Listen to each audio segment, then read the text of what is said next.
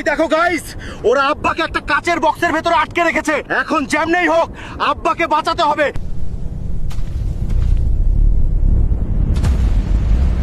Human Hulk ISIS বাবা, আমারে বাঁচা বাবা, আমার অনেক ডর করতেছে, আমারে বাঁচা।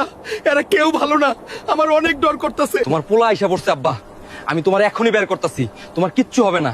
ওরা খারাপ মানুষ, আমি আজ দেখকে ছাড়মু। তুমি ভয় পাও না আব্বা। ভয় পাবে না কেন? ভয় পাওয়ারই তো কথা। আমরা তো আর কোনো সাধারণ প্রাণী না, আমরা শক্তিশালী হিংস্র ধ্বংসকারী। আমাদের অস্তিত্ব অনুভব করেই অবশ্যই ভয় পাইতে হবে। একমাত্র আল্লাহ ছাড়া আমি কাউকেই ভয় পাই না।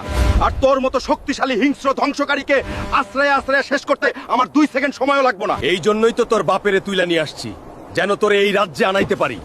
200 বছর পর অপেক্ষার প্রহর যে ভাঙলো। আমারে আনার জন্য আমার বাপের আয়না বন্দি করে রাখছস, কিন্তু কেন?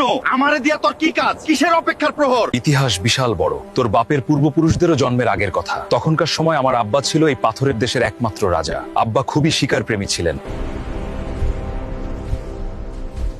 আব্বা সকাল সকাল ভোরে চলে যেত শিকার করতে গভীর জঙ্গলে। কিন্তু হঠাৎ ঘটে গেল এক বিশাল ভয়ঙ্কর ঘটনা। আব্বা হঠাৎ ঘন জঙ্গলের ভেতরে বহু পুরনো মন্দির দেখতে পেল। মন্দিরের বাহিরে একটা স্টোনে লেখা ছিল, নীল পাথরের মায়া, আমি সব কিছুর এক ছায়া, আমি আকাশ, আমি ধরণী, আমি বায়ুমণ্ডল, আমি তারা, আমি নীল পাথর এক মায়া।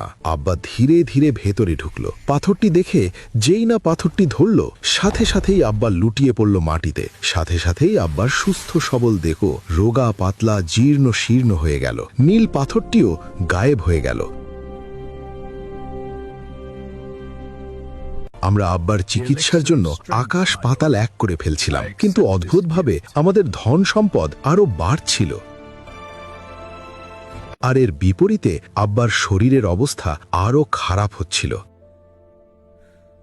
আমরা যুদ্ধ করলাম, দেশের পর দেশ দখল করলাম, কিন্তু আব্বার চিকিৎসার কোনো ব্যবস্থা হইল না। কিন্তু হঠাৎ একদিন রাজপ্রাসাদে জীর্ণ শীর্ণ দেহের এক বৃদ্ধ আসলো। এসে বলতে লাগলো, আমি সেই নীল পাথরের দাস, নৌসেমি মানব, আমি পশু, আমি সব তুমি যা দেখো, আমি সব তুমি যা দেখো না।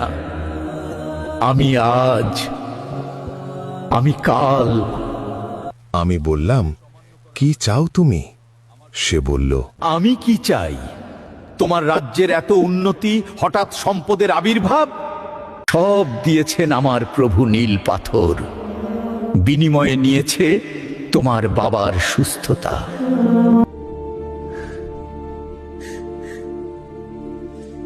আমি বললাম, আমাদের কোনো সম্পদ লাগবে না, আমার বাবাকে শুধু সুস্থ করে দাও, আমরা আর কিচ্ছু চাই না, দয়া করো।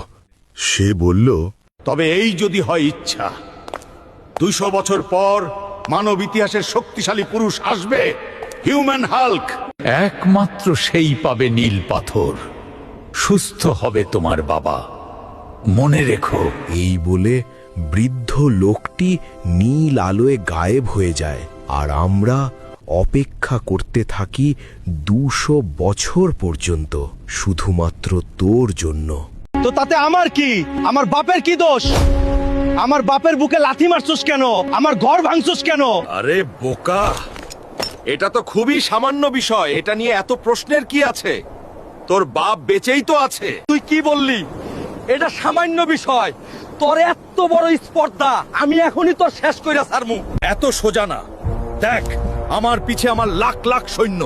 তোর বাবা, তোর মা, কেউই রেহাই পাবে না আমার হাত থেকে। তো ওই নীল পাথর আয়না দিলে আমার কি লাভ হবে? আমার ক্ষতিপূরণের কি দিবি বল? আমার ভাঙা বাড়ির কি হবে? এর বিনিময়ে আগামী 100 বছর পর্যন্ত তোর থেকে যত প্রজন্ম আসবে, সবার জীবনের উন্নতি, সবাই প্রতিষ্ঠিত করার দায়িত্ব আমার। কথা দিলাম। ঠিক আছে, এই কথাই যেন হয়। গাইস, তোমরা সবাই আমাকে লাইক আর ফলো করে দাও, যেন পরের পর্বে আমি নীল পাথর নিয়ে আসতে পারি। Please guys, please.